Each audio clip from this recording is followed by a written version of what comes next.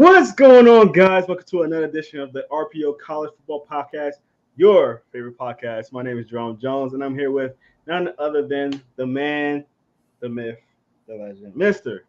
Ray Roberts. What's going on? I'm good, Jerome. How are you? I'm good, man. Good, man. Ooh, we're here. We're here. We're here. Not 100% there, but we're here. We got some preseason football going on right now. I know you guys seen the Hall of Fame game. I think there's couple of games tomorrow, a couple of games Saturday, a couple of games Sunday, NFL wise. We got training camp right now going on for college football. I'm excited, man. It's here. We're here, man. You're gonna start feeling some of the weather pipe down a little bit, maybe, hopefully, and it's gonna be a great time, man. How you feeling with though, Ray? I'm good, Jerome. Like you said, basically season's like 2 weeks from Saturday, so Yes, sir. ready to go. Yes. I can't wait. We are gonna talk about some cool, great stuff this season. I can feel there's gonna be a great season. And I always like the season, but when your top teams, you don't know how they're gonna play out, just because like the quarterbacks are going. They got new quarterbacks. All these teams got new quarterbacks. So we're gonna see how some of these teams play out because a couple of the teams that we're gonna be talking about today got new quarterbacks in. So it's gonna be interesting. So speaking of that, let's get right into it. If you haven't been keeping up with us all off season, we've been doing our reviews for the 2023 season for all these schools and talking about what we think about the schools, what the record we think they're gonna do this year, and how they are they gonna be better than last year. So let's get right into it, Ray, with our first team that we're going to talk about today. And before we do that, this is a live interactive podcast. So if you are watching us live, we do have a couple of people in here, a couple of guys on Facebook right now. We do appreciate everybody being here. If you on here, live interactive podcast, you got questions, you want to get some answered, you want to tell us how we doing right now, that would be much appreciated. If you guys are on YouTube, definitely like and subscribe. That definitely helps and supports us out, and it allows you to see a lot of these videos and podcasts that we have. And go back to the old ones, man. We talk about some good stuff with some good teams. So definitely go back and check some of them out as well. But we're going to start off the day with a couple of teams, and we're going to start off with Arizona State.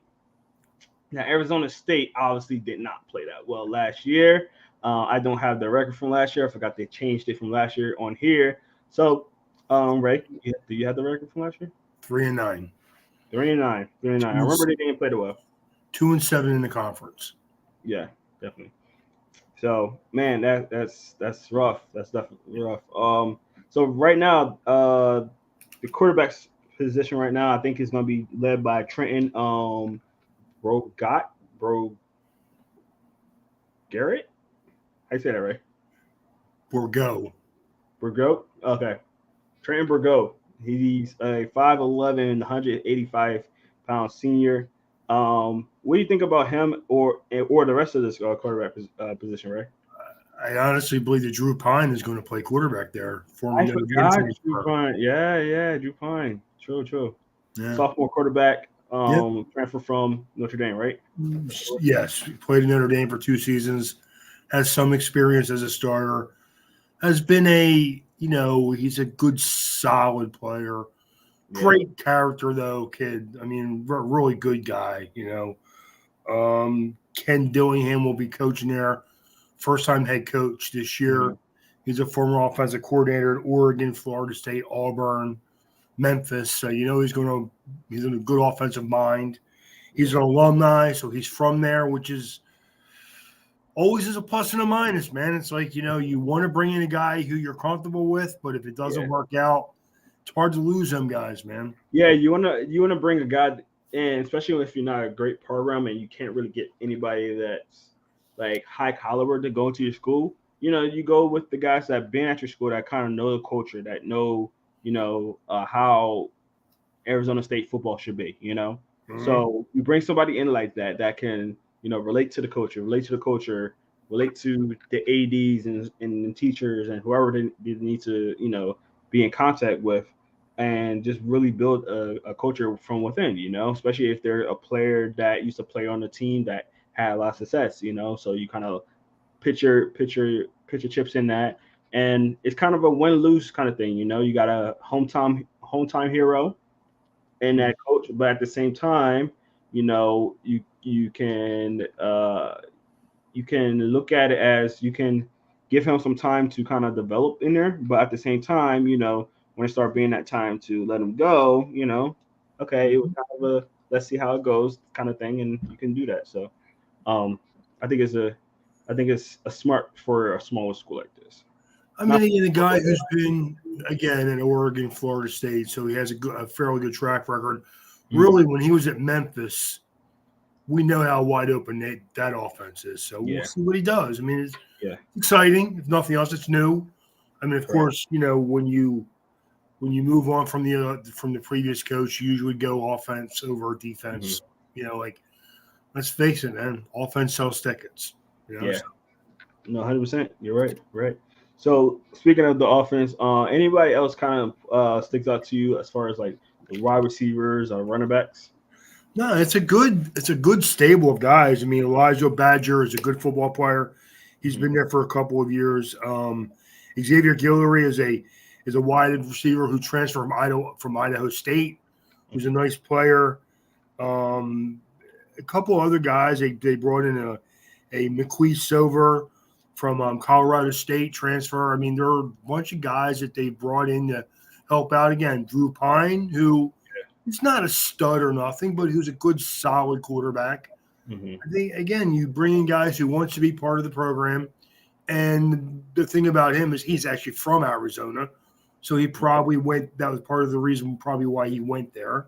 Yeah, I think is again, it was it him that was getting homesick or something like that, and yes, that's why he transferred? Yeah, yes, yes, and yeah, man. Plus, he wasn't going to play at Notre Dame this year. I think the writing was on the wall that they were going to move on from him. yeah, They brought in a better player, so you know, their team is not horrible. They have their left tackle Isaiah Class is a very good football player. yeah, It's like what I talk about every week, man. It's going to be the defense where they're going to have to pick it up and try to win some games that way. So yeah, definitely. So talk to us a little bit about the defense, right? What anybody stands up to you on that side? and Antone Cooper is their interior like a defensive tackle who plays a little three tech, who's a good football player. The other Roe Torres, Woods are their corners. They're good football players, but really that's a lot of what is proven on the defense. There's more work to do on the defense than the offense. So Yeah, and that's not saying much because I still feel like even though with you even just saying that they have some solid guys on defense, I'm sorry, offense, but I still think they still have some work to do there. It's they better than do. defense. Don't get me wrong. No, and I just think because I know um,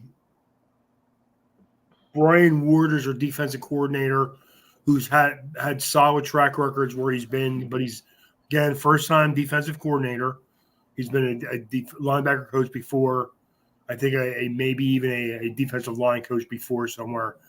But again, it's more like they're going to try to do. They bring in Dillingham, who knows offense. Who I think the plan is we're going to work on the offense this year, and then we'll see what happens with the defense. Yeah, yeah, I agree. I think that again, first year with the coach, so we'll definitely see how that goes, man. And you know, I think people are going to be a little bit patient with this team because they only had 3 wins last year. So, I mean, they can afford to be a little patient. I think at least. So, all right, let's get to our schedule for this year. And again, Ray said they only won 3 games last year, so let's see if they can improve on that. So they're going to start the year 4 games at home. That's a way to start the year. They're gonna start with against Southern Utah. Next game is gonna be Oklahoma State, Fresno State, and then USC. They're gonna be away for Cal. They're gonna be home for Colorado, away for Washington, home for Washington State, away for 2 games versus Utah and UCLA, a team that we're gonna talk about a little later also. They're gonna be the last 2 games are gonna be home versus Oregon and Arizona. So with that schedule right there, Ray, what you thinking? They're not going to win more than 3 or 4 games this year either, Jerome. It's going to be a rough team. Yeah, I mean, I mean, Northern Arizona is a game they should win. They beat them. I mean, Southern Utah is a game I'm looking at last year's schedule. Southern Utah is a game they could win. Mm-hmm. Oklahoma State is a tough team. Fresno State is not a great team, but for them, It might be a good UCLA, Southern Cal is not a great team. I expect Colorado by then to be good. I expect Washington to be good. I think Washington State is better than them. UCLA, Utah, they're not going to win those games. Oregon, probably not. Arizona, they could beat because Arizona's not a great program either. But game. still, I mean, I don't see more than 3 wins. I got 1, maybe 2, 3, 4. I got maybe 4. I'm around what you're saying, Ray. Yeah, I got it. 3 or 4. Yeah. I mean, I think that it's going to be one of those where the program may improve, but the record may not. Correct.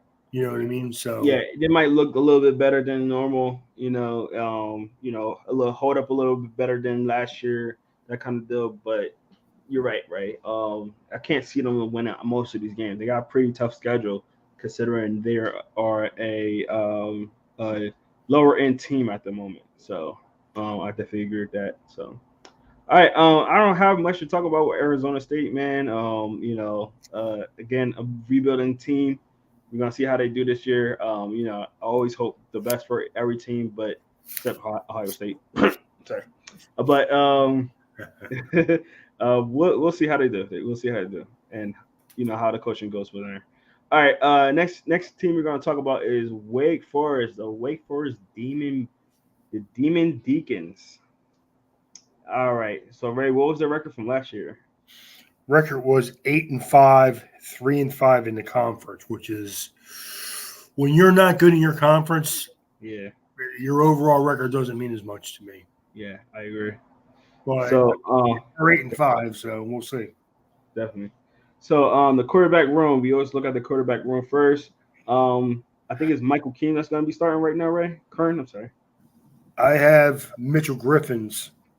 Mitchell Griffins? Really? Yeah. Okay. And Michael Kern too. The only reason one is a sophomore, one is a junior.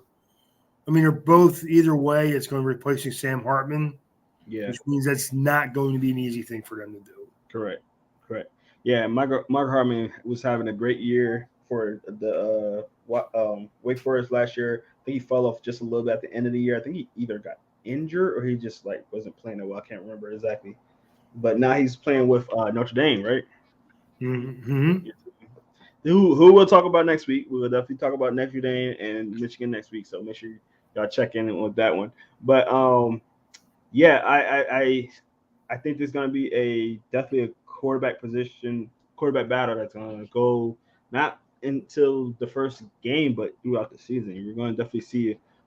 There's a very young group. Michael Kern is the oldest of the group, being a junior, but they got 3 sophomores and 2 freshmen on the team right now. Yeah. So, if it's not Kern, then we got a lot of inexperienced quarterbacks playing in there right now. So we'll definitely see how that goes. I see 2 seniors on that are starters on the whole team. So at least our own offense. So definitely. All right, let's get to the running backs right now, Ray. How do you think that position is looking and shaking out? I love Justin Ellis. He's probably one of my favorite players in their offense. Dynamic player. Him and Sam Hartman had a lot of nice chemistry last year. I'm expecting him to pick it up, though. He's a good football player. So he's probably him and Donovan Green, their wide receiver, probably our 2 best players on offense. No, I agree. I think they're gonna have a good year for sure. Both of them for sure. We already kind of talking about the wide receivers. Any wide receivers kind of stand out to you though? I mean, Green and Taylor Martin Marvin are both good football players. Mm-hmm. They're both good guys when you get the ball in their hands. Again, it's hard to say what they're going to be playing with a different quarterback right away. No, I agree. I want to shout out a guy because he might be actually starting, or not maybe starting, but getting a lot of playing time for this offense as wide receiver. Deuce Alexander, a guy that we interviewed and stuff like that. We've been watching him throughout he's a freshman, and throughout his first camp, man, he's just been shining out there, just looking like a veteran already. A guy that needs to put on a little more weight and everything like that, and I really do think he can. But very talented wide receiver. His dad is actually um, Alexander Hilton Sr., who is actually played in the NFL, and he's a wide receiver coach down here in wide receiver coach down here in Georgia. Very very well known wide receiver coach. So if you heard of Route King before, that's him right there. That's his son, and I'm telling you, like, and I'm not just saying this because I know him, but man, like that kid is really balling out there. So keep an eye on him. I think he's got a bright future with this team for sure. Any other players that kind of stick out to you, though, Ray? Michael Jordan, Jurgens, their left guard, Devontae Gordon, their right tackle, are both good, solid offensive linemen. Again, up front, they're not a bad team. I expect them good things. I think their offensive line is really good, actually. They are. They're good. I think that their offense will be solid. And again, Griff's only played 1 game last year. Yeah. It was in a game that they won though, and he threw 3 touchdown passes. So there's something, and he's only 5'11", but he makes up for that with being a tough, competitive type kid. So I mean, I think Wake Forest's offense will still be solid. I don't think it's going to be as good as it was without Sam Hartman, but I think it'll be solid. Definitely. No, I think they have a solid offense this year for sure. They got pieces around. It's just really the quarterback position that like kind of worries me. But we'll see how that goes. You know, like I said, they're young and they're inexperienced, so that's probably going to play out a lot. But you know, out of this, I think it's going to be a lot of good growing pains from it also, you know. So I think they got a good receivers, good running backs that can help them out to get, you know, help those quarterbacks out for sure. So yeah, I agree. Yep. All right, let's talk about the defense, right? Who stands out over that side? Chase Jones, their buck, their linebacker, defensive lineman, hybrid kid, is a good football player. Malik Mustafa and Charles Garnes, both safeties, are probably their best 3 players on defense. Mm-hmm. Everywhere else are really young, junior, sophomore. So unproven guys, we'll have to see how everything's working out with them. Yeah, and I think just across the board, Wake Forest is definitely a young team that's gonna, like I said, growing pains, you know. But at the same time, like I feel like they've been recruiting very well actually. Getting some young guys in there, you know, very talented guys. Not guys like, you know, everybody's gonna know about, but like some really young, talented guys that, you know, I think a lot of them work hard and gonna play really well for this team for sure. So I think that, you know, this year might not be their year, but I think like their future it's very bright for sure. Mm-hmm. Definitely. All right, let's talk about their schedule. So heading over to their schedule real quick. They're starting 2 games home. The first game versus Elon, the second game versus Vanderbilt. They're gonna be away versus Old Dominion, home versus Georgia Tech, away for the next 2 games versus Clemson and Georgia Tech, home for the next 2 games versus Pitt and Florida State. Sorry, blanking. They're gonna be away for Duke, home versus NC State, and away for the last 2 games versus Notre Dame and Syracuse. So looking at their schedule, right, what you think? No, Jerome, I think I see 7 wins. 7. Ooh. Yeah, I do. I don't see much more than that. Oh, Ray, I feel like I might go lower. I'm looking at it now. 1, 2, 3, 4. You may be right, Jerome. Maybe they're right. Yeah. I'm thinking around like 5 for me. I mean, at Syracuse, at Duke, at Virginia Tech, at Old Dominion, there are games against teams that are probably right on par with them. Yep. They can win a couple of them games. They win 6 or 7 games. Yeah. They don't win any of those games. They can win 5. Mm-hmm. I agree. I mean, again, it could be a situation where they're as good a team or maybe even a little bit better. Mm-hmm. I'll rephrase that. Their defense could be better, Their offense, I don't think is going to be as good. Not Yeah, without Sam Hartman. I mean, if you watch them play last year, Sam Hartman was who kept them in games. it were. They're going to be Yeah, hard to and replace that guy. So that might be part of the reason why he left. He wanted to go to a better team, you know. And but I that's think not like to Wake Forest. I still think Wake Forest is a good team, and it will be a good team. But it's just that right now, like you said, right, they're just very young and inexperienced. So that's gonna play a lot of parts in some of these better, more advanced teams. If that makes sense. I mean, they're in a fairly tough conference. The SEC's not world beaters, but they're not pushovers either. Mm-hmm. So that's where there's going to be a little bit of Elon they could beat. Vanderbilt they'll probably beat. Old Dominion's a tough team for them, man. Old Yeah. Dominion scores points, Mm-hmm. and they're a tough team for them. Georgia Tech is a team they could be. They could, but I'm not going to say it's a definite win. Mm-hmm. Clemson, Virginia Tech away. Virginia Tech's a better roster than them, but we always talk about Virginia Tech playing down their competition. So could they win that game? Yeah, they could, or they could get smoked by 20. Yeah. So it's just hard, man. It's really, and then after that, Pitt, Florida State at home, winnable games, but not nothing that I would say is like I don't expect them to win. They could, but Yeah. they wouldn't surprise me if they won. But I wouldn't be surprised if they didn't win. And then Yeah, I agree. at Duke, tough game. NC State plays good defense usually, so that's not an easy game.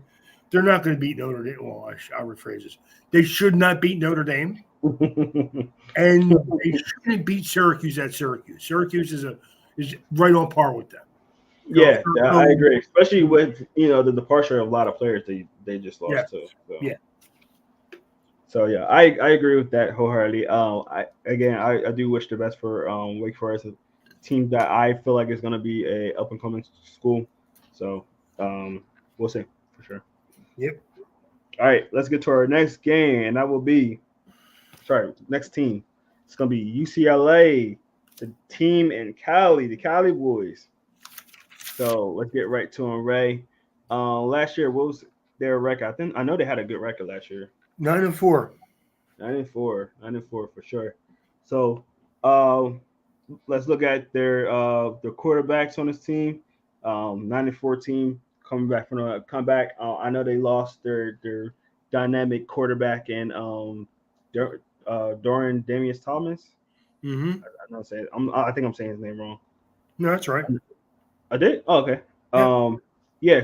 Quarterbacks from last year now playing for the Browns, just played in the Hall of Fame game last what was that?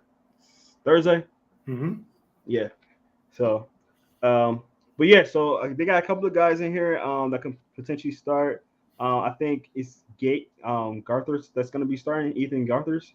I know Chase Griffin, a guy that we interviewed a long time ago, really good kid. Actually a activist for the school, and really talks to kids and stuff like that. So he's a good guy on that team. I think he might have a chance to start. Who you got as your starter, right? You know what? I would not be surprised if true freshman Dante Moore starts at quarterback. Dante Moore, I forgot he's on that squad this year. Yeah. Obviously I got to interview him as well, being down here in Georgia a couple of times. Dante Moore, a guy that I was hoping he was gonna be on Michigan. I totally forgot he was a 23, not a 24. Chip Kelly's saying it's going to be an open competition. Mm-hmm. He has looked good in spring games, so Kelly will do weird things, and playing a freshman quarterback is right along the lines for that guy. So we'll see. Yeah, 100%. I was talking about Chase being on the team, and I'm pretty sure he loved Chase. He's a good guy, but Chase wasn't one of his recruits. Nope. So he might, in knowing how Chip Kelly is, especially being an it bit. Not right, and not only that, he does his own thing. If you remember the whole saga, Notre Dame, Michigan, Notre Dame, and then it says then he's going to Oregon. and then he was in Oregon for just long enough to have like a cup of hot tea, and then he transferred to you. The only thing I think Chip Kelly could have dangled in front of him was you could start next year on my team. You're not going to start in Oregon. Yeah. No, I agree. So if it wasn't about the money, which we all know everything's about money, it could have been about playing time. Yeah. Yeah, I agree. So we'll definitely see how that goes, man. Like I said, Chip Kelly liked his guy. So again, I don't know why I didn't think that. I'm looking at the quarterback positions now. My eye just went right over Dante Moore. But yeah, Dante Moore as a freshman, that's one of his recruits. So you know how Chip Kelly is. He likes his guys, and he wants his guys in his spot, especially at quarterback position. The thing on the media guide, he doesn't even have a number, Dante Moore. Yeah. But if you listen to what is being said, they're talking about him playing like right out of the chute, man. That's interesting. Like, I'll be honest with you, if I'm Ken Brown, their senior receiver, I want him to play. The kid's dynamic, man. He is.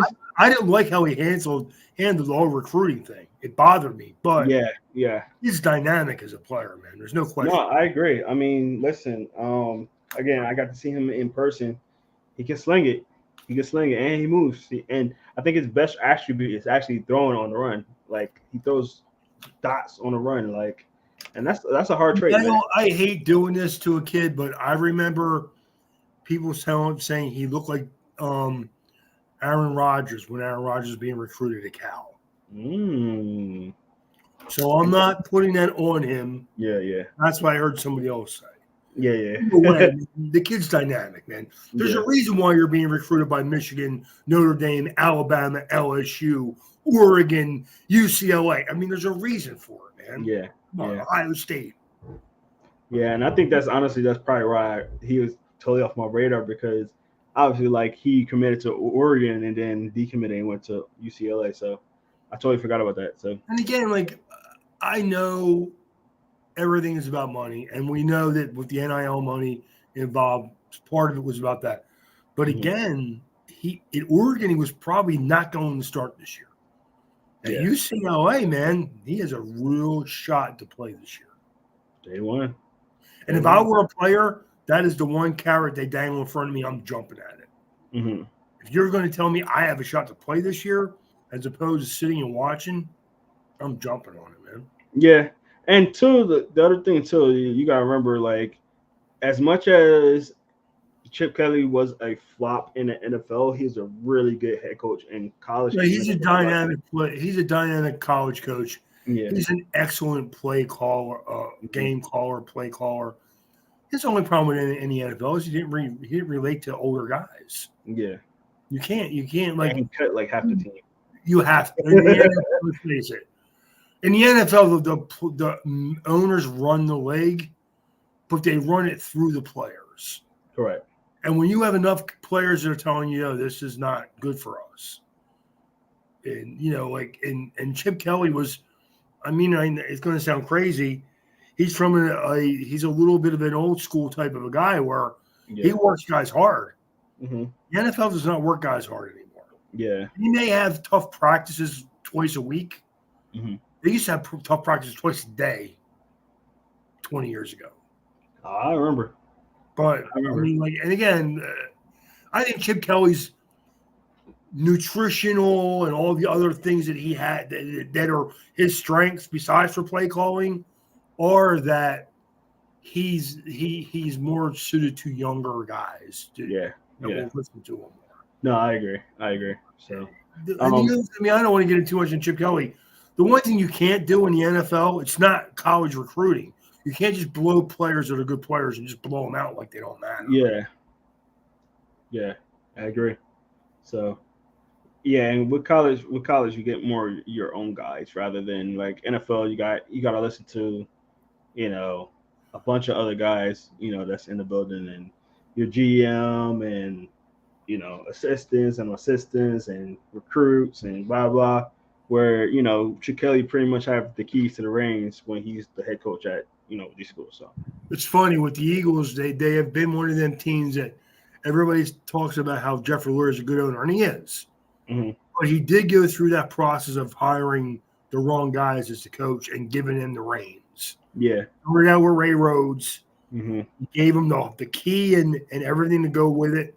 And Ray Rhodes was good his first couple of years. Colin Chip Kelly, good his first couple of years, and then, cream rises, as they say. Yeah. Yeah, I mean, he got lucky when he gave the reins to Andy Reid, that he had a guy who was an NFL guy who was NFL ready to run his own organization. I agree. And now you've seen the last couple of coaches that have been in the building, they don't have the same reins as those kind of guys. Right. They're given every advantage as far as paying their guys, keeping their ingrown talent in, signing guys at the right time. But it's not any of this who's in control of stuff. No, Howie Roseman's in control, and everyone else kind of falls in line. Correct. No, I agree. So let's get back into UCLA's offense. So let's talk about their running backs, right? They got a ton of them. Who kind of stands out in that bunch, right? I mean, I like Carson Steele. He's a physical guy who does a good job. Him and Keegan Jones, who's more of a third down type of a back, I think will keep the offense running through them. And again, Dante Moore is an athletic kid who doesn't necessarily like to run, but can. Yeah. So definitely he got legs. He definitely got legs. He won't run out of time. That's why I say he's the type that will scramble out, but he'll still down the field and he'll throw on the run. So that caught the quarterback. Well, I mean, the thing about Carson Steele is he's a transfer from last year, and he was really good in the MAC, but at Ball State, is that going to translate to where he's playing now? He's still going to be talented. And again, they have the other all-purpose type of a guy. I think they have a nice mix. I think their running games will be good. Their running backs will be fine. Mm-hmm. The correct question is, Cam Brown is their number one receiver. Can they find another guy, including Michael Sturdom and Logan Leahy, who can be the second guy for that team? Correct. Yeah, I think there's a big competition at that second spot. But we all know Cam Brown is that guy. I really like Cam Brown. I think he's a really good, talented player, especially for a team that's pretty much run first kind of last year. They've been actually like that. Like that's the one thing I love about Chip Kelly. He doesn't forget to run. Yeah, he doesn't. He doesn't forget to run. And he likes using his back in multiple sets too, where he'll throw it to him, which I like. Yeah. I agree. All right, what about the rest of the offense? We got the tight ends, we got the offensive line. Anybody stands out for you? Tight end is nothing great. He's a junior. Maliki Mattervan, he's a solid football player. Nothing special. Duke Clemens, their center, is a good football player. Garrett DiGregorio, there you go. He's their right tackle. He's a good, solid football player. Everyone else are like veteran guys, but they're not outstanding. They're just solid. And again, we know with Chip Kelly, he doesn't ask you to hold your blocks for too long. He like his athletic guys more than anything. He does. So for sure. All right, let's get to the offense. Let's get to the defense. One guy that stands out to me is edge rusher Devin Upuyi. I think he's an outstanding edge rusher there. Anybody else kind of stands out to you, though, Ray? I like Gabriel Murphy, Jay Tula, the other end, the defensive tackle. Yeah. They do play a 4-2-5 type of a defense. Center linebackers Darius Mizzou and John Vaughns are both good football players, and their corners are John Humphreys and Kenny Chartwell, all good football players. I think their defense is going to be good. Yeah, their defense was really good last year. This year, I do. I think I know he's a freshman. If Dante Moore can come in and play, get his feet on the ground running, this could be a really good team. Correct. Yeah, and that's why I wanted to kind of talk about this team, because this team got potential to be really good.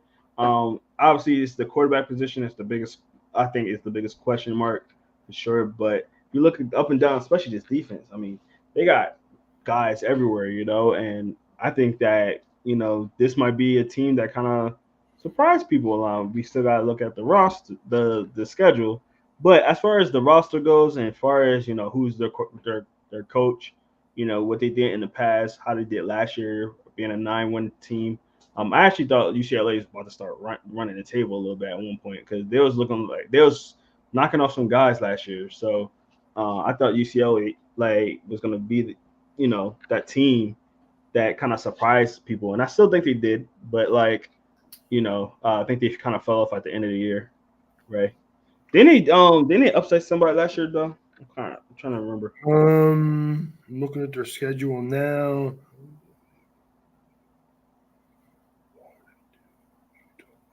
They beat Utah. Good win for them. Yeah, there we go. Yeah, I think that's the one I was thinking about. That's really probably their most impressive win, though. They beat Bowling Green, Alabama State, South Alabama, Colorado, Washington, Utah. They beat 42-30. Probably their best win. Yeah, no, 100%. Yeah, that definitely was for sure. All right, let's get into I was on the other side of that game, but say again, right? I'm sure Jerome was on the other side of that game. Yeah, I'm pretty sure I was. All right, let's talk about this season, not last season. All right, so they're gonna start the game. They start the year home against Coastal Carolina. My guys at Coastal. They're gonna be away versus San Diego State, home versus NC Central, away versus Utah, home versus Washington State, away for the next two games versus Oregon State and Stanford, home versus Colorado, away for Arizona, home versus Arizona State, away for USC, and home to end out the season versus Cal. So, what are you thinking, Ray? I see 10-3. It's a little better than last year. I have them. The games where I think they'll probably lose are USC, Oregon State, and Utah. Okay. Yeah. I mean, we don't know what Colorado's going to be yet. We don't. Uh-huh. That could be a tough game for them down the road if Colorado turns things around. Yeah. But right now, I don't. They're a better team than Colorado right now. So, right. I think I'm giving them that Oregon State game. I mean, I wouldn't surprise me if they win. Yeah, I think I'm giving them that Oregon State game. It's a solid team and it's a away game. Yeah, I think I gotta give them that Oregon State game, right? Which means I'm only giving them 2 losses. What's that? I think I'm only giving them 2 losses. Yeah, that would be 11-2 then. Yeah, I mean, obviously the quarterback play is gonna play a big part in this, but you know what the nice thing about that is they start off the season with 3 cream puffs. If Dante Moore is as good as we think he is, he could hit the ground running after them 3 games. Yeah. Utah's a tough game, and their defense is good, so they're gonna have a hard time either way. But if they do play how we think they could play against Coastal Carolina, which is always a tough team, they're a tough team. Yeah, San Diego State, who again is not a horrible team. But I think UCLA is better than them. NC Central, they should just smoke. And by then, Dante Moore could be running the season. Yeah. It's interesting, man. That's very interesting. That's gonna be this schedule's favorable. The schedule's definitely favorable for them. So I think the only thing that gets in their way is themselves. I mean, like we said, right? Obviously the Utah game and the USC game is going to be the toughest game on their schedule. They beat Utah last year, so I mean, you never know. Last year, they beat Colorado last year. Yeah. It is a different season though, and they are starting either an inexperienced quarterback either way, or an inexperienced quarterback. Yeah. So we'll see. The schedule last year was a little bit easier than this year, Yeah. even though well, I can't really say that though because they played Pitt last year, who was not a bad team. Yeah. I think it's probably on par. Yeah, it's Uh, probably about the same, really. A Yeah. lot of very similar teams, just different order. Yeah. Um, yeah, they beat up pretty much everyone pretty handily, except for the couple games they didn't win, obviously. Mm-hmm. This they scored 50 points against Arizona State, man. Ooh, damn. Oh, I remember that game. I watched that game. They lost. Here's a nice thing though. They lost to USC 48-45. That was a great game, man. That game came on at like 10:30 at night. That was a phenomenal game, back and forth, back. Oh, what a That's great! the game. I That's mean, the I'll game. be honest with you though. I would love to see how Dante Moore is playing against USC by then. It's gonna be great, man. Can't That's wait. gonna be the thing. It's gonna be cool. It's gonna be Can't real wait, funny. man. It's gonna be real fun to see for sure. Yes. For sure. All right, let's get to our next team. We're gonna talk about the Tennessee uh balls, Volunteers, yes. Volunteers. So before we get to that, guys, again, thank you guys for being in here. We see all you guys following us and watching us right now. If you want to comment on here, we do have live commenting. So if you want to comment, definitely put a comment in here. We'll put it on the screen and answer it for you. But let's get to it. Let's get to the Volts. Um, they are, and I just lost my page. So give me 1 second. All right, they are going to be led by the former Michigan quarterback, Mr. Joe Milton. Um, and you know I'm gonna talk about it, Ray. So I'm gonna let you go. What do you think about him and his play, and how you think he's gonna fare this year? I think he's a good quarterback, man. I think man, he's a Michigan quarterback. He's good. He's not exceptional. He's good at everything. He's a good sturdy size. He's a good passer. He's a solid athlete. He's a good player, man. Tennessee's going to put a nice amount of talent around him, including Jabari Smith at running back. So I think he's going to be good. Yeah, I agree. I think that he's obviously their best option. I know they got the freshman in Nico. I'm not gonna even try to say his last name, but I know the Volts are very excited about Lam, him. Lamuliva. Yeah, what he said. What he said.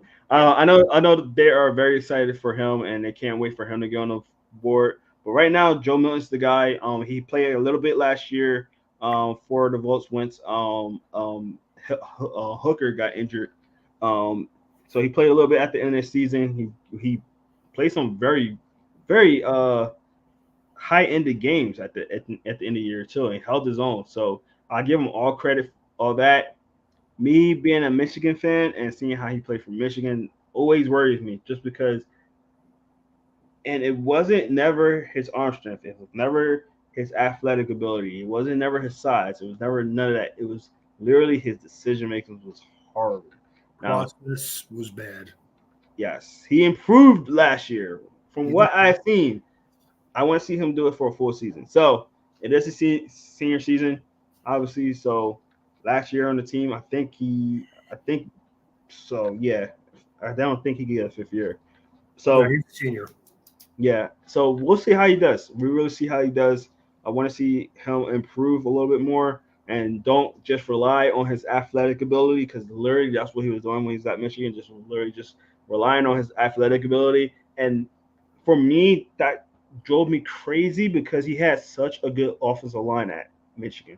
So, and he would be like so frantic sometimes. I'm just like, why? You're being protected. Like, look down the field, look at your reads. Like, he was a one read, two read guy, and that drove me crazy. So Yeah, but you're talking about a team that's what they do. yeah, That's you're what Tennessee right, does. but They run one or two reads, and then it's off to the races. uh, I get hey, JJ McCaffrey do it so much more better though. Well, He JJ just McCaffrey runs out of necessity, dude, not out of being scared. you're right. So I don't know. He was so frantic in the pocket. We'll see how he does. I mean, this is 2 years removed now. Players can grow. I've seen it for myself. I'm an Eagles fan. I see how Jalen Hurts was. in 2022 and how he was. I'm sorry, 2021 and how he was in 2022.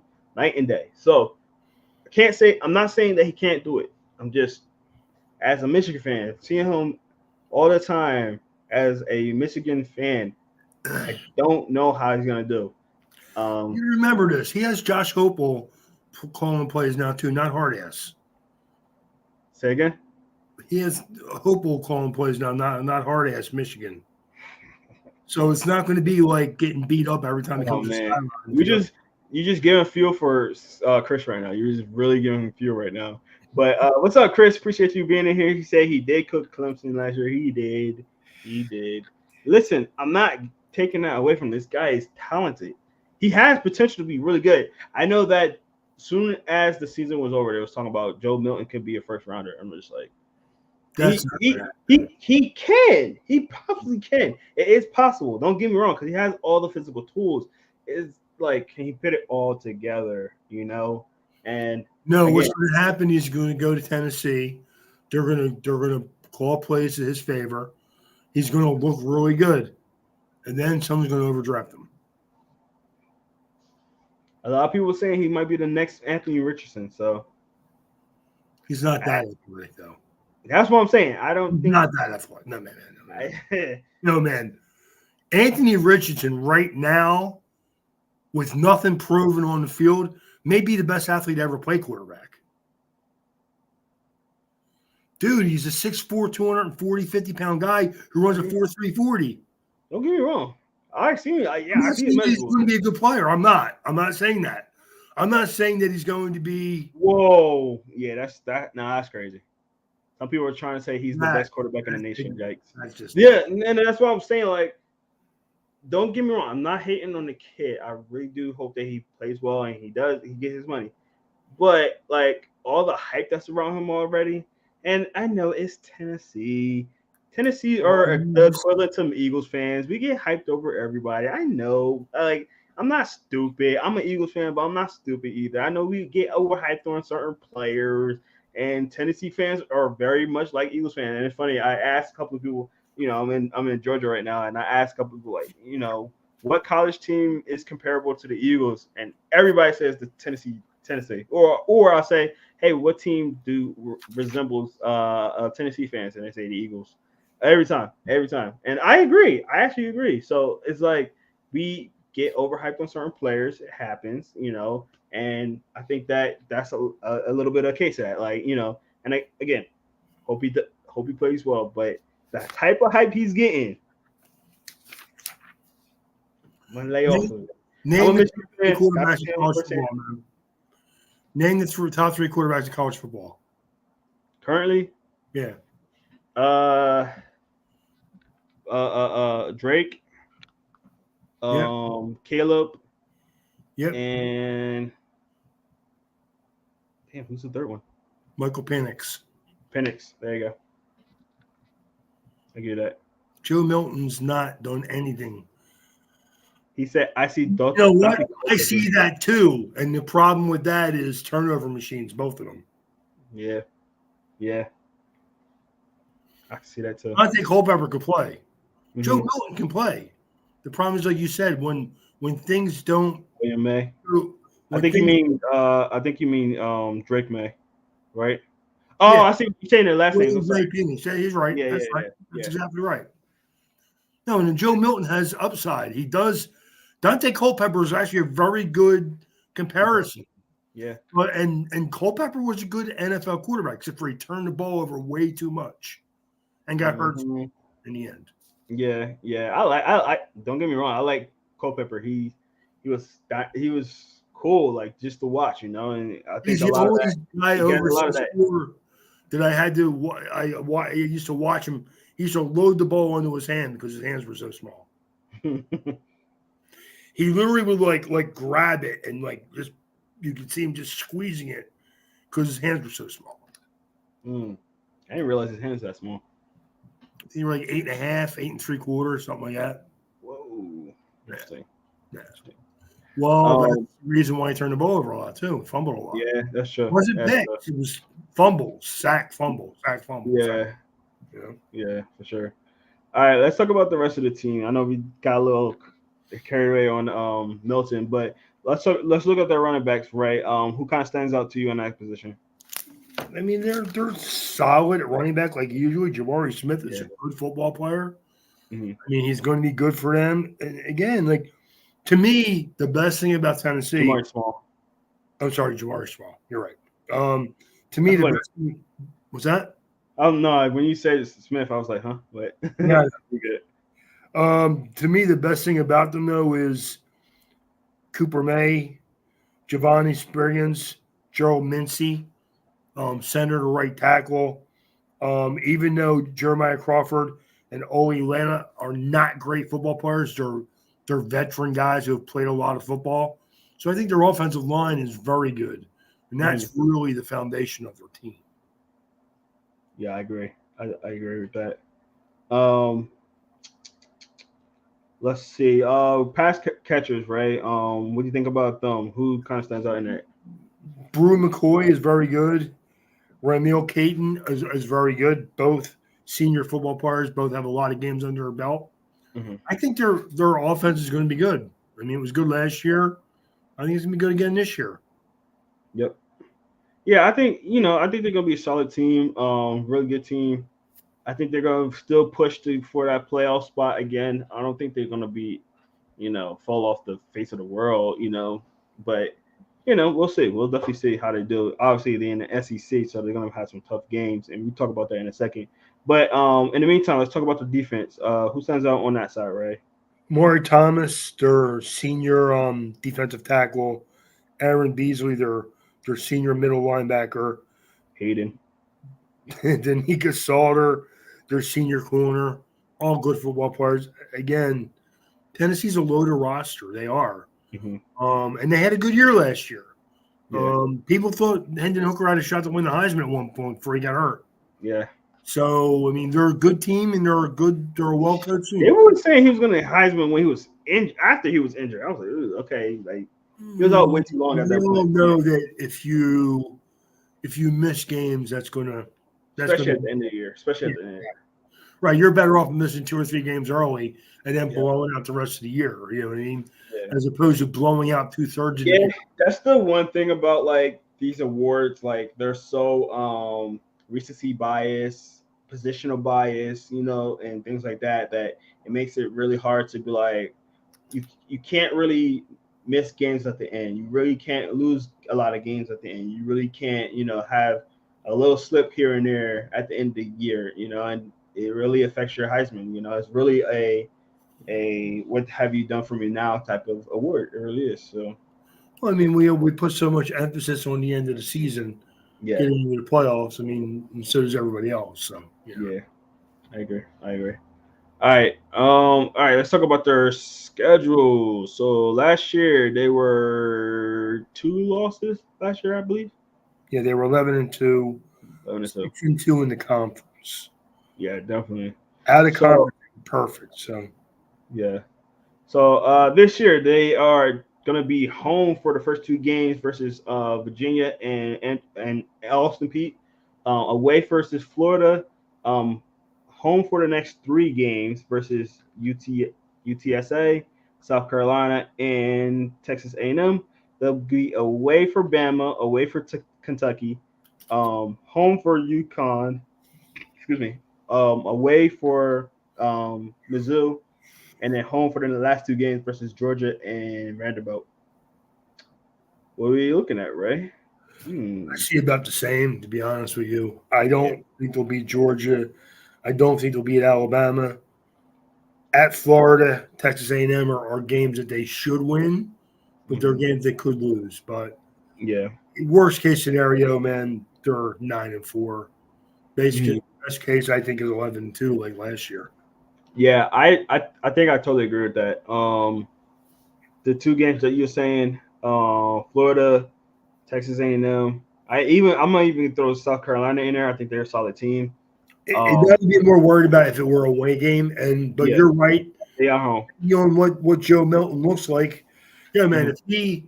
If he has problems processing again at Tennessee and does turn the ball over like he did at Michigan, Mm-hmm. It could be a different team for them because Hendon Hooker, as much as Hendon Hooker was really good last year. Do Yeah, we he was. expect Joe Milton to be that way? It sounds by what Chris said. Some people do, but until I see it on the field, I can't believe it. To be honest with you, A lot of people on that Milton right. I don't know, but we'll definitely see. I think that Alabama game is gonna really tell you a lot about him. Simply because they Alabama is known for their pass rush, and if he start getting scared and looking, and start being fragile, we'll see if he reverts to that old Michigan guy in Milton, or he's gonna be more confident in playing down the field and be more confident in what he's doing, kind of deal, and not trying to run so fast. So we'll mm-hmm. definitely see. And sometimes it does take coaching changes, culture changes, stuff like that. But um, how many quarterbacks in the SEC are better than Milton? That's a actually really good question because all the SEC quarterbacks are gone. So, right. Chris, you have a good point there. He might be the best one, actually, I'm going to check. that we know of, because we don't know a lot about Jalen Milton, or how he says um Milrose. Sorry, Jalen Milrose, who's gonna play in Alabama. We don't know a lot about what was the other school? Georgia's quarterback Carson Beck. So right, Chris actually had a good point. Good question. He might be the best quarterback in there. He I'm might just be. checking over the rosters right now. I don't see anybody better. Nobody that Yeah, I. Spencer Rattler has a shot. He's a true. talented kid. Yeah, yeah. Do I need to see him do what he did last year? This year, I do. But he has Who Ray? I think this might be even better question. Who do you trust more, Milton or Rattler? neither. That's a hard question. That's a hard question. Neither. That's a hard Yeah, I question. don't trust either, man. I'm not gonna lie about it. I'm not gonna lie. Like, Ooh, KJ Jefferson. oh yeah, okay, yeah, yeah. Arkansas. Yep, Yeah, yeah, good player, man. Very good yeah. player. He is. Dude, he was making Arkansas like look like they was better than they were in a lot of games. And I like Will Rogers a little bit. Will Rogers, Everybody's not as big on him. I Kentucky, like right? him. He has upside. Kentucky, Jaden right? Daniels is not bad. He's athletic. He's a solid player. Him and Yeah, Joe Milton are kind of similar. yeah, Kind of athletic kids that don't process quickly all the time, that turn the ball over too much. yeah, yeah. So there's a couple. There's a couple. I There's like. I like the nobody question. that's that much better than him. Joe Milton has a lot of upside. We Hmm. know he does because he went to Michigan, Yeah, but it still has to be put out there on the field before we can talk about it. correct, correct. I So agree. I agree. All right. Let's get to our last team. Chris's favorite. Chris's favorite. Yes, it got to be somebody's favorite, right? There's a lot of people who like Ohio State, man. I don't know why, but there are. Unfortunately, dude, I hate the fact that I'm in Georgia and I'm seeing more Ohio State fans in Georgia than I ever seen in Jersey in my entire life. It's Because so most weird. people around here root for Penn State, Yeah, that's true. one of the It's so local teams. it's so weird though. I just be driving around and I see somebody with a Ohio State tag. I'm like, You ask them where they're from. why? Why? Ask them where they're from. That's true. That's true. It's You it's wear it's Eagles a, shirts all over the place, right? You wear yeah, Michigan. They probably yeah, look at you the same way. yeah. That's true. Why are you That's true. down here? That's true. That's true. That's true. But it's too many of them. It's too many of them. Chris, you might love it down here. I don't know. Yo, I'm telling you, this area is so weird though, because obviously the state of Georgia has Georgia, right? But then Mhm. like you start like obviously the core of Georgia is Georgia, Sure. UGA.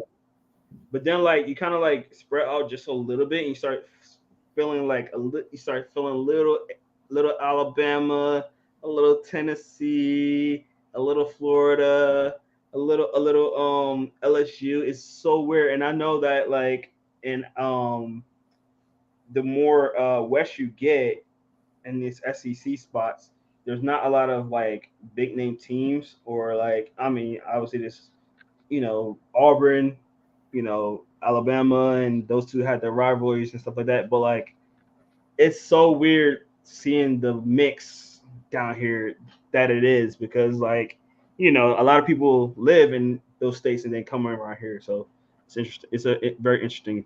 Well, you tell me, Jerome, are there a lot of transplants down there like there are in Florida? No, I don't think so. No. No. Okay. The uncrowned champion Buckeyes. That's funny. That Southern hospitality would kill me. Dude, you'll be surprised. You'll be surprised. There's a lot of people that's actually not from Georgia. That's in at least in the Atlanta area. There's a lot of people that's not from Georgia. So you'll be surprised. You got a lot of Northerners actually down here, more than I expected when I came down here. So get some of that northern hospitality, if you know what I mean. So you'll be surprised. Or lack of, right? Right, exactly. Yeah, yeah. That's what I was kind of alluding to. Yeah. All right, let's get to the team. Okay, I know this is not related to what we're talking about, but I hate when they say the Ohio State. That drives me crazy. It's just like saying America's team. It just drives me insane when they Why say do you that. think they do it, Jerome? To drive me insane. Yeah. Don't pay attention to it. Oh God, it's like the Ohio State. I'm like, Let me ask you a question. Do you know why they still refer to the New York Giants as the New York Football Giants? Do you know why they do that? I forgot. I think I read up on that, and I don't remember why. It's because at the one time the Giants baseball team played in New York. Oh yeah, That that's was right. when they separated the two. That's right. That's right. I forgot about that. Yeah, I don't hear that as much though, but You I hear agree. from older guys like Chris Berman will use it all the time. Definitely The not. older guys that grew up, listening and watching those teams. So, Hmm. I mean, I did. Let's pump the brakes. I didn't watch that team play in New York. I never seen the San Francisco Giants in New York. They were always in San Fran since I can remember. That's The weird. A's, I don't remember the A's ever playing anywhere except for Oakland. I don't remember them playing in Philadelphia. And believe it or not, they played in Kansas City for 1 year, and then they moved to Oakland. Really, that's weird. Yeah. That's weird. They were in All right, I know. Philadelphia I know. for a while and then moved twice. Yeah, I know. I know. I know. Chris is patiently waiting for us to shut up That's and why talk we're about his waiting. team. That's why we're talking about I baseball. mean, Ray, if you want to keep talking, we could just talk about other stuff instead of this team. I'm perfectly fine with that. Like we don't have to. Nah. But Well, you don't want to talk I about love, you don't no, I want to love talk about Marvin Harrison Jr. You know, I love talking football. I love. Travion Henderson. You don't want to talk about them guys. Oh, God. No, they got some dudes. They got some dudes. Don't get me wrong. Really? It says, Is that how well, they're about to be they have Vegas some people? Athletics. I didn't know that. They are going to be moved to Vegas. I've heard that. Really I interesting. don't like it, but I've heard it. Interesting. All right, let's talk about the red team. That's the Quarterback Ohio is going to be State, if led you don't mind, this Jerome. year. What you say, Ray? That's the Ohio State, if you don't mind. The red team. The quarterback is going to be led by Kyle McCord. As of right now, I believe he is in the lead. You can correct me on that, and all indications say that in my eyes. So he's going to be the guy, obviously taking over for Stroud from last year. Ray, what do you think about him and him being the starter this year? I mean, I know they got a couple of older guys in there, but he's pretty much going to be listed the guy. Again, we said this last week. He's from where, Ray? Don't remember that. Mount Laurel, New Jersey. Mount Laurel, New Jersey. Wow. He can't be that good.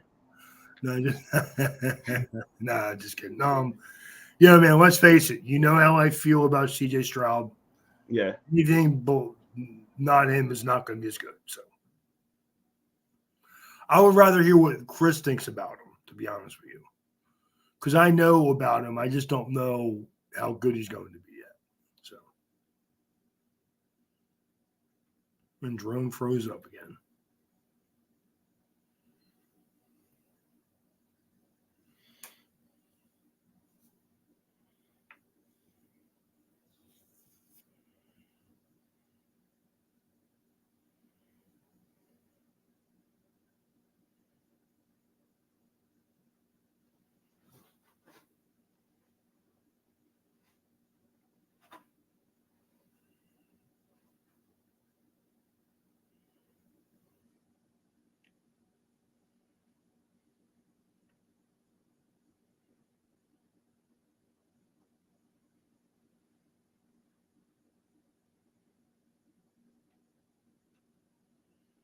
Uh-oh. Looks like Jerome is gone. All right, well, I'm just going to continue to go then. We all know that Ryan Day is a good coach, but I do believe that there's some pressure on him to beat Michigan this year for the first time probably in a long time. I think that their defense is going to be pretty good still. I think their linebackers are probably their best players on their team. Tommy Eichenberg and Steel Chambers. I think they're probably the strength of their defense. JT Tim, I hate saying this name. Tuimalayo is a very good football player, more of a strong side defensive end, physical kid who can play the run also. Corners are Denzel Burke, who's a good football player, and the safety Lathan Ramson is a very good safety. Besides for that, that's really, their defensive core. But we know Harrison, Ekuka, Julian Fleming, wide receivers. This team. Oh, sorry, Jerome. Hey, Chris, you are a funny guy. So I knocked out my power again. I usually do that sometimes. I have the power cord right next to my foot, so I apologize. I do that sometimes. I got long legs, man. I got to stretch them. Chris said, regardless, it's a downgrade from Stroud. I agree. He also said, talk about Buckeyes and Jerome freezes up. Ha ha ha ha. Anyway, go ahead. Told you put the Ohio State there, man. You disrespected it, so it proves you out. Myself. That's what I did. There you go. No, and like I was saying while you were gone, their defense is solid. Their linebackers, Eichenberg and Chambers, are probably their best players on defense. They do have a good corner in Denzel Burke, who's very good. But their offense is where they win games. Ryan Day, I believe, for the first time, really has pressure on him to beat Michigan this year. I think if they wind up losing to Michigan again and not making it into the playoffs, that maybe they find another coach. I don't know that for sure, but I think there's definitely a pressure on them. And to be honest with you, I think Brian Hartline may be the guy they go to if that happens. I wouldn't be surprised. They love that man over there. They love Brian Hartline. Does anybody do a better job of recruiting wide receivers than him? Because I don't know that person. No, you're right. And like a lot of I'm in the recruiting round right now with a lot of high school players and things like that. That's the number one name that I hear every time they get recorded. At least the receivers, it's always Brian Hartline. Brian Hartline. Like I barely hear anybody say Ryan Day's name first. It's usually Brian Hartline. So, Jerome, like I'm a Notre Dame fan. Mm-hmm. I hear Notre Dame guys praise Brian Hartline. I hear USC guys praise Brian Hartline. I hear who was I was listening to the other day? Georgia Tech. There was a receiver that went to Georgia Tech that praised Brian Hartline. Like man, it's just like this guy is universally loved by wide receivers, and he's a great coach apparently. So, and they're talking about him calling the offense this year a little more. Really? So yeah. So Ryan Day could be like biting his hand to defend him a little bit. Like usually a head coach who's afraid of another coach don't want to give that guy responsibility. So I'll give him credit for that. Yeah. Chris says Day needs to learn to lean on him running game more this season. Henderson needs to stay healthy. I totally agree, especially during the Michigan game. I was actually scared that if they kept running the ball, it was going to actually beat us. Like, if they had a little bit more balance, they could have beat us, but y'all got super pass heavy. And, yeah, dude, you got a million receivers. You got a million receivers. You had a very good quarterback last year. But you still have to not be so predictable because people could scheme around that, So I that was like their biggest downfall last year. The easy way of combating that is play nickel dime coverage and don't let you run the ball. And when you run the ball, don't let you run the ball. Definitely. Hey, Chris, actually, Chris Henry Jr., I didn't interview him, but I got to see him in person and talk to him in person. So good kid. He's actually being mentored by Pac-Man Jones, if you didn't know that. So, wow, was that good or bad? It's good. Pac-Man Jones, So Patman Jones is always with Cam Newton. He's on Cam Newton's 707 team. So he's actually a really good coach. He's actually a really good coach. Like as far as off the field stuff, that's something else to talk about. But him as a coach, he works with kids. He's really good with the kids, and he really shows that he cares about them for sure. So And, I give him I'm all just that. kind of like half-heartedly kidding because he I hasn't know, done I know. anything stupid in a while, but Yeah, yeah. it used to be where he got in a little bit of trouble when he first got in the league. So, Screen bubble plays, dude. Y'all do that way too often. It's between the screen bubble plays and the crossing routes. That's like your favorite place. The crossing routes and the bubble plays are something they're never going to get rid of, though. And yeah, that's like the staple of Ohio Especially State. with an inexperienced quarterback. Yeah, High sure. percentage passes. Why would you get away from that? Correct. But yeah, I heard you talking about the wide receivers right on this team, and it's just disgusting just even looking at this list of receivers. I But mean, you know what really makes it disgusting, Jerome? Think about the receivers they lost the last 5 years. yeah, 6 years. yeah. I You mean, still we, have this. we all know Marvin Harrison Jr. Right? Then they got what's his name? Mika Akuba Fleming. and they Yep, have Julian Fleming. yep. They're all going to be And, first-round picks. yeah, and then you got the guys behind him. Noah Rogers, Carnell Tate was a guy that I Jaden Downing. interviewed at ING Academy. I mean, like, man, Brandon Ennis, like dude, like Xavier Xavier Johnson's actually a senior. and they have But Cade Stover, who's one of the top tight ends in college football. they even took one of the receivers and made him a tight end. And me and Ray was talking about this off the screen last week. G Scott. Bro, I didn't even realize he turned to tight end. Like, what the heck happened? I mean, like he gained like 50 pounds. That's crazy for it. Don't sleep on Slover either. Yeah, him too, man. Like, dude, the receivers are insane. Like, it's so annoying just looking at your receiver list. Like, even a freshman, I'm just like, bro, that was a 5-star. Bro, that was a 5-star. That's a 5-star. Like, it's gross. It's really gross. Right there. Yeah, and they got a couple of quarterbacks they already got committed that's gonna be coming there. So they're gonna be good in the passing game for a while. They're gonna get good in the passing game for sure. I don't think they're going to be as good as last year. I think No. what Chris said is more. They need to add more of the run game this year. Yeah, They do. They mean and their offensive line is pretty solid. Mhm. So I can't see why they couldn't run the ball a little more than they did last year. Yeah, Like you said, against certain teams, even against Notre Dame, the first thing they got really, really pass happy beginning of the third quarter, where they should have just running it down our throat, because that's how you're going to beat Notre Dame, because you're more physical than we are. At least you were last year. Yeah. And we were playing more defensive backs to combat the quarterback. Mm-hmm. Anytime if I'm a quarterback and I see 5-6 defensive backs, I'm running the ball. 100%. I'm running the ball. I'm telling my guards and my tackles, I'm like, I'm running the ball here, and you better make sure I'm running the ball here, okay, guys? No, I agree. So yeah, I agree.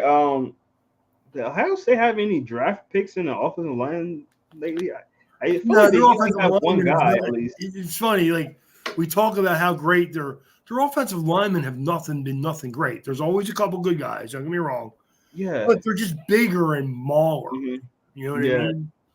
Like Yeah, Clemson likes the small, athletic guys. Ohio State likes the big, mauling guys. Yeah, and I always feel like I see at least one that's in the draft. There's always a couple good guys for sure. Yeah, they just have Paris Johnson. I forgot about him. I mean, he's a star, right? Yeah, they always have Paris Johnson is a mountain, is what he is. That dude's huge. Yeah, he's huge. What is he playing? Wasn't he just playing the Hall of Fame game? Am I bugging, or was that him or the other guy? Where did he go? I'm not sure about that, Drew. Man, I can't remember who drafted him now. Yeah, I can't either. Paris Johnson. Arizona. Okay. Oh yeah, Arizona. Yeah. Yep. Yeah, that was we're weird now because if you remember, The scuttlebutt was that the quarterback told him, "No, I want an offensive lineman here," Yeah, which yeah. means smarter than I thought he was. So, Cardinals 7th overall. Thanks, Chris. Of course, Chris remembers that. Ohio State. All Sorry, right. the Ohio State. Yeah. All right. Well, I know Ray, you already talked about the defense a lot, so let's get Yeah. on to their schedule because I know we are running out of time, and I'm not doing that because I'm a Michigan fan. I'm not doing that because I'm a Michigan fan. I promise. So let's get to their schedule for this year. What were they last year? They were 11-2, 11-2. 8-1 in the Big Ten. I wonder what team they lost to. Me too, right? Yeah. All right, so let's get to their schedule. They're gonna start the game away versus Indiana, home versus 2 games versus Middletown State and West Kentucky. They're gonna be away versus Notre Dame. Like that. They're gonna be home versus Maryland, away versus Purdue, home versus Penn State, away versus Wisconsin and Rutgers, home versus Michigan State and Minnesota, and then if they're gonna be finishing the season against Big Blue and the Big House. So looking at that schedule, Ray, what we thinking? That's 11-2, 12-1, maybe undefeated, Jerome. They're still a good team. Mm-hmm. I'm hoping they don't beat Notre Dame, but I'm not going to say they're not going to. I'm Mm-hmm. hoping they don't. We'll see what happens. At Wisconsin will be a tough game, physical game. That's a game where the quarterback and the running games needs to play well if they want to win the game. At Michigan is the only other tough game I see there. I agree. I mean, Penn State is not a bad team, but when's the last time Penn State beat Ohio State at Ohio State? So. Who is that one team, Ray? I mean, Chris. Who's that one team? Who's the one team? Who's the one team, Ray? Chris. I keep saying Ray. I want to know before I give my opinion. I'll wait. I swear to God, you want to say Michigan? I'm gonna be so mad, and I know you're not gonna say Michigan. I know it. Purdue. Yeah. Okay. Ohio State losing Purdue is gonna be. I'm not. Chris, y'all lose to Purdue. I'm gonna laugh at you, and I'm not gonna stop until the Michigan game. Y'all lose to Purdue is gonna be wild. But honestly, realistically, I see. See, this is the thing, right? They can lose to Notre Dame. I think Notre Dame has a good squad. I think it's a very evenly matched, actually. Without quarterback, it is a way more evenly matched than last year, for sure. Correct. I think that's going to be a really good game for them. Right. And we talked about this team already, and I'm very high on them. And I'll be completely honest. Hey, all right. I appreciate your honesty. Appreciate your honesty, and we'll still make the playoffs. I'll be completely honest. That's the last game of the year, maybe. Yeah. Depending on what everyone else does. You're right. This team scares the daylights out of me, right? And actually, they scare me a little bit more than Ohio State. Yeah, say you have 2 unbeaten teams in the SEC. They're going into playoffs. Yeah. If you have 2 one-loss teams in the SEC, they're going in before Ohio State. Mm-hmm. So then you lose to Michigan, unless Michigan falters in 2 other games. You're not going in ahead of them. And if Ohio State were to beat Notre Dame by, say, 2, and then Notre Dame wins the rest of the year, they'll put Notre Dame over Ohio State too. Yeah. With 1 loss to Ohio State. But listen, and I'm again not being biased. I think there's a team on in there. I mean, obviously they need to worry about Michigan. They lost to them twice. Last game of the season, Michigan pretty much brought everybody back. You got 2 very strong running backs, improving quarterback that I think is going to be really good this year. A good defense. I think maybe the top 5 offensive line in college football, honestly. And it's just me being honest. So that's gonna obviously be the team in the game that Ohio State's gonna be looking at, and everybody's gonna be looking at for them to beat. But I'm telling you, Ray, that team in Pennsylvania, man, that team's scaring me a little bit. I think Penn Penn State State, is a talented team who could compete with Ohio State. If that game was in Penn State, I'd feel a yeah, little better about them winning the game. yeah, they're gonna be the horseshoe support. So Yeah. that they do have the advantage in that, but dude, that Penn State team, man, that team is scary. I'm not gonna lie, like I'm not gonna One act of the like. most overrated college football coaches in football, man. I agree with that. James Yeah, Franklin's an overrated coach, man. The guy is a supreme recruiter, without a doubt, yeah, especially on the defensive side of the ball. hmm But he is a bad game coach, man. yeah. I agree. It's the talent that they have, and those two running backs, Singleton and I what's his agreed. name? Man. Wait till they play Ohio State and Michigan, though. They'll throw the ball 80 times. No, you're right. You could be right, and it could come down to that. But I'm not gonna say they're gonna lose to that team because again, they do have a young quarterback. I don't know a lot about McCourt, so we'll see how that goes. But I Penn State honestly is the team think you gotta look at. I think the best two teams they play are Michigan and Notre Dame. I do. I Correct. think Notre Dame's going to be a good team. I worry about their wide receivers depth, and I worry Yeah. about their defensive back depth. Not that Mhm. they're not good players there now, that if somebody gets hurt, it's a little iffy. Yeah. Penn State is a good team, and they're a good roster. hmm Again, if that even the game against Notre Dame, if that game was at Ohio State, I wouldn't think Notre Dame probably would win that game. No, he's right about that though. Agreed. They're about that the West, same. that West is rough, man. It That is. West is rough. Yeah. And I know me and Ray was talking about this probably at the end of last season about like maybe switching one of our teams to the other side because dude, like everybody being in the East, it doesn't help because that championship game we already know what's gonna go. It's like the fact that Georgia and Alabama almost never play each other. I hate Yeah, that. yeah, I hate it. yeah, I think they do it on purpose so they both stay in the playoff picture. yeah. I That's do. true. That's definitely true. But yeah, I'm gonna say one loss. I'm just gonna say one loss for now because I one loss with the potential of three, and it's the three teams we were just talking about. I think Notre Dame's a really good team. They got a really good quarterback now that's gonna really help them out. And we're gonna talk about my team and Ray's team next So here, week. think about this. When is the last time Notre Dame had a better quarterback than Ohio State?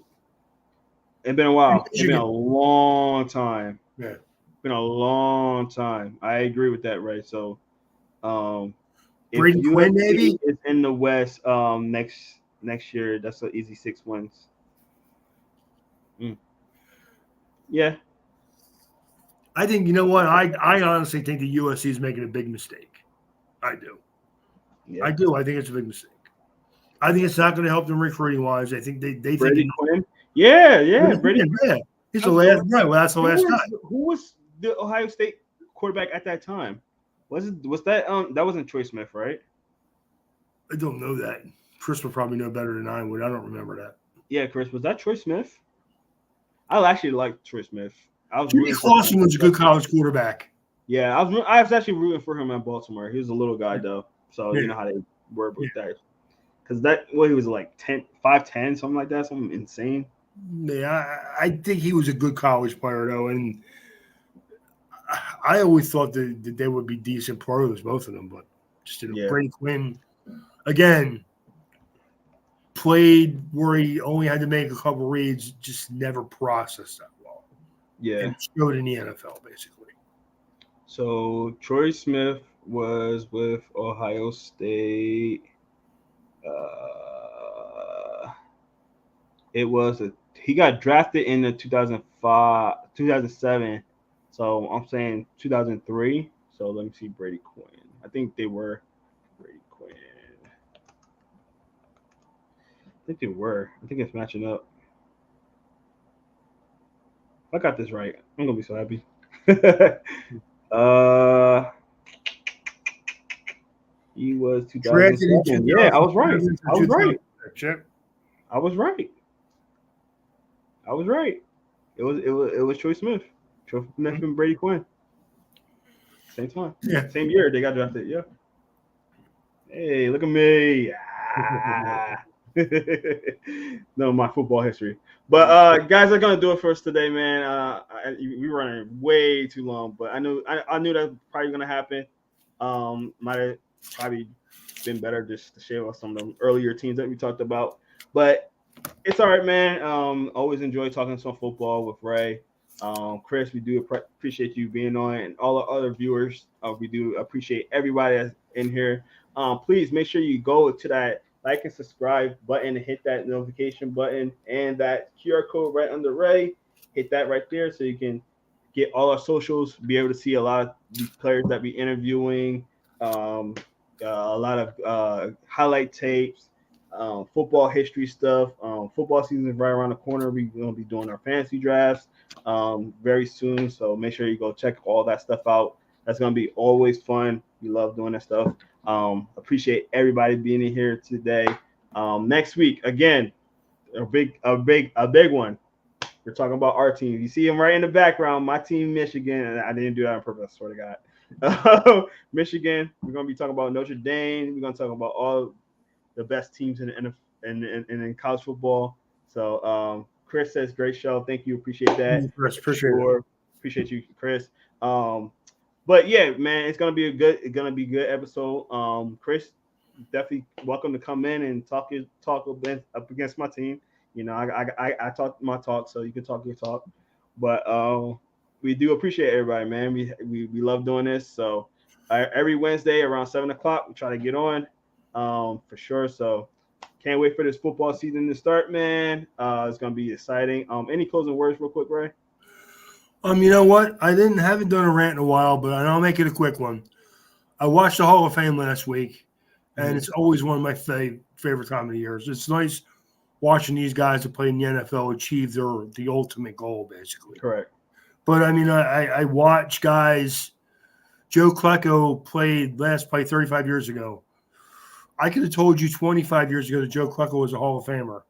I don't understand why it takes so long for some of these guys to get in. Yeah. Zach Thomas waited like 17 years to get in the Hall of Fame. Why? I don't get it. But I'm not going to specifically talk about that. Don Coryell went in.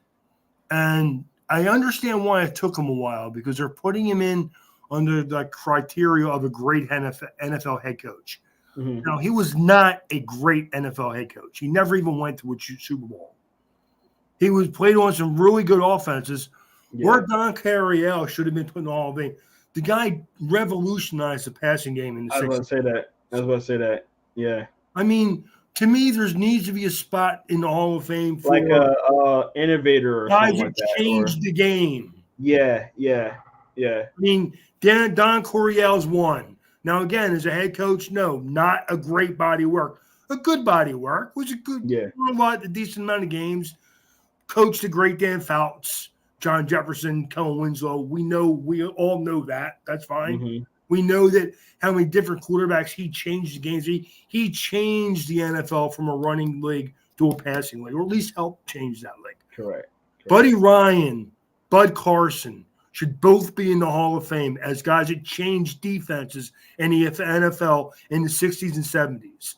They both should be in the Hall of Fame. They're never going to go in because they didn't do anything as head coaches. Buddy Ryan had a brief stint in Philadelphia where he was good for a couple of years.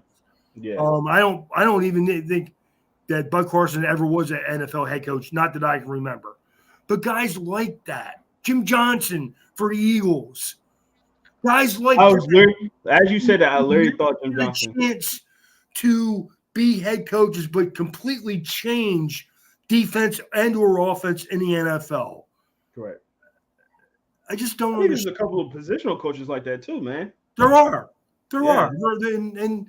But I mean, the reason why, Don Coryell revolutionized the vertical passing game. Bud Carson was running the a 3-4 version of the 3-4 defense before anyone else was really doing it. Mm-hmm. Buddy Ryan was the first person ever to drop defensive linemen in the flat in coverage. He changed the way defenses were played in the NFL. So again, I know his record as a head coach wasn't great. Yeah. But as a guy who changed defensive football, the guys today use his scheme. He helped change the game of helped the NFL get changed. Yeah, I think you're right, and just needs to be some kind of like category for that. Like 4 guys that, like, if you bring in your own, like, and I know like everybody does so many different stuff now, as far as like running odd and even fronts and dropping linebackers in coverage and bringing safeties up as linebackers. But Bud Carson started all of that. Yeah. And those should be in Canton one day. I agree.